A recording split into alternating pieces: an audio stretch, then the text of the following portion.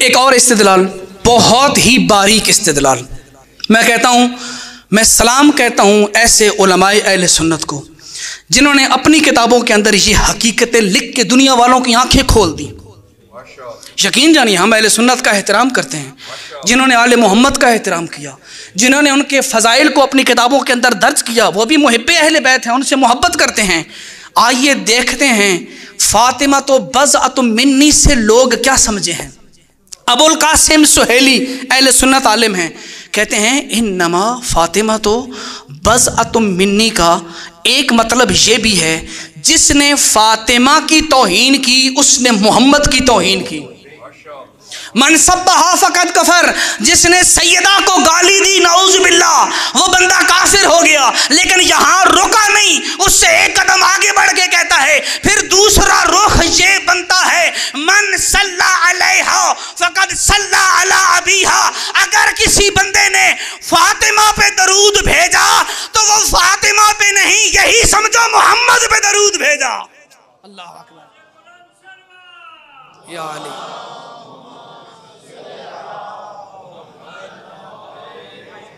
कितनी अजीम बात की भाई।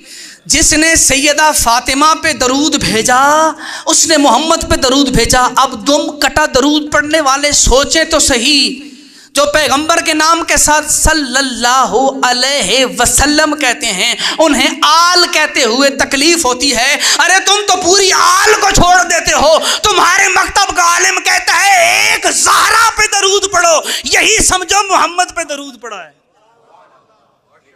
यही समझो मोहम्मद पे दरूद पड़ा है। तो क्या ख्याल है, किसी ने सवाल नहीं किया होगा?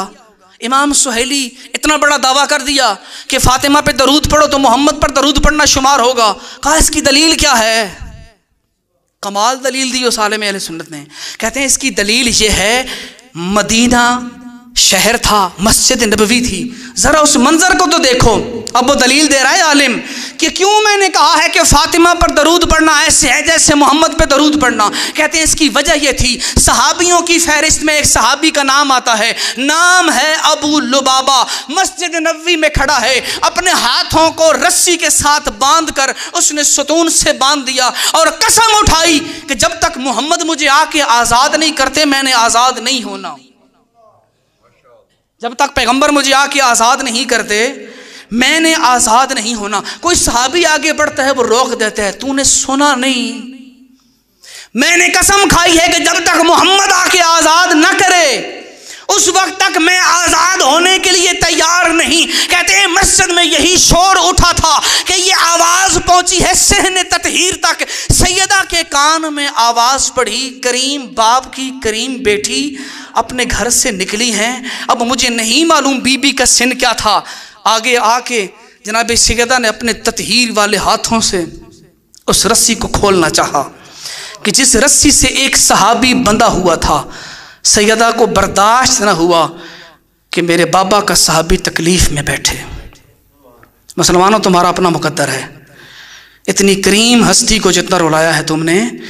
कहते हैं बीबी ने आगे बढ़ के उस रस्सी को खोलना चाहा, उसे रोक दिया। कहा बिनते पैगंबर क्या आपको नहीं मालूम, मैंने कसम उठाई है कि मैं उस वक्त तक आज़ाद नहीं हूँगा जब तक पैगंबर मुझे आके नहीं खोलेंगे। जैसे ये जुमला सुनना था, पैगंबर अपने हुजरे से बाहर आए और कहा अबू लुबाबा तू भूल गया है, मैंने बताया नहीं था, इन्नमा फातिमा तो मुज़ग़तुम मिन्नी, फातिमा मेरा टुकड़ा है, तुझे फातिमा आज़ाद नहीं कर रही, तुझे मोहम्मद आज़ाद कर रहा है। अल्लाह अकबर।